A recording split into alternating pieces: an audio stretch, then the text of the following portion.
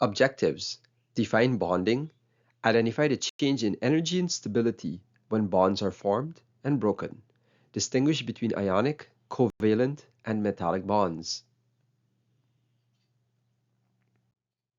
What are chemical bonds?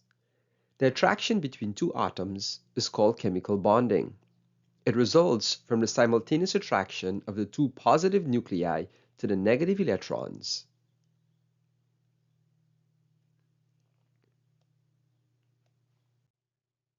Why do atoms form bonds? Atoms form bonds to achieve greater stability. This stability is achieved by obtaining a full valence electron energy level, like atoms of the noble gases. The octet rule. The octet rule states that atoms tend to gain, lose, or share electrons until they are surrounded by 8 valence electrons, or that of the noble gases, or 2 electrons in the case of the duet rule for elements such as hydrogen, lithium, beryllium, and boron, since the first shell can only accommodate 2 electrons for these atoms. How does energy and stability change when bonds form and break? Potential energy is stored in bonds between atoms and molecules. When a bond forms, energy is released in an exothermic reaction. In this case, we have two atoms A and B combining to form AB, and energy is produced. This results with a substance having lower energy and greater stability. When bonds break, energy is absorbed in an endothermic reaction. In this case, the molecule AB gains energy and it's broken down into A and B. This results in a substance with greater energy but have much less stability.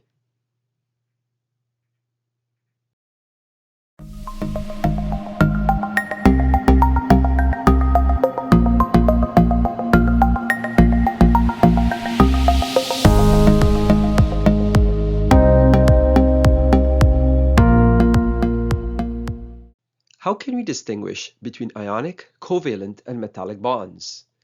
Ionic bonds are between metals and nonmetal atoms. The electrons are transferred from the metal to the nonmetal, where the electrostatic attraction between the oppositely charged ions that results after the transfer hold the compound together in a crystal lattice structure. For example, sodium and chlorine atoms lose and gain electron to form sodium ions and chloride ions, resulting in a crystal sodium chloride. Covalent bonding. It's between nonmetal and nonmetal atoms, where the electrons are shared. The resulting sharing creates a strong bond between the atoms in these molecules, where they form molecules or giant covalent structures. For example, hydrogen chloride, between a hydrogen atom and a chlorine atom to form the molecule hydrogen chloride. Metallic bonding. Metallic bonding occurs between metal atoms, where electrons are delocalized. The electrostatic attraction resulting between the positively charged metal ions and the sea of electrons that are delocalized hold the metal together in a lattice structure, for example, silver.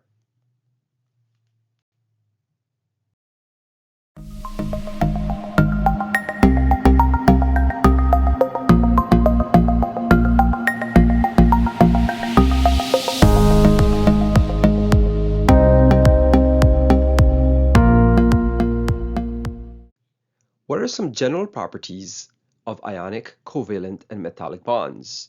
In the case of melting point, ionic substances are very high, while covalent substances are very low.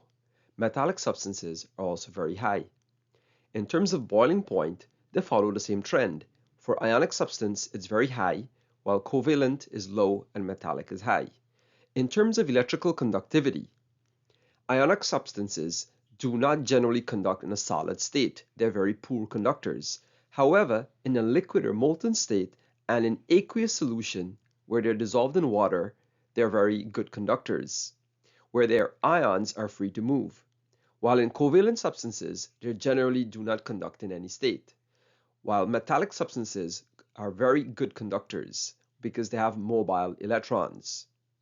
In terms of solubility, ionic substances dissolve well in water and other polar solvents, while covalent substances have varying solubilities, but they are generally low solubility in water, high in nonpolar solvents.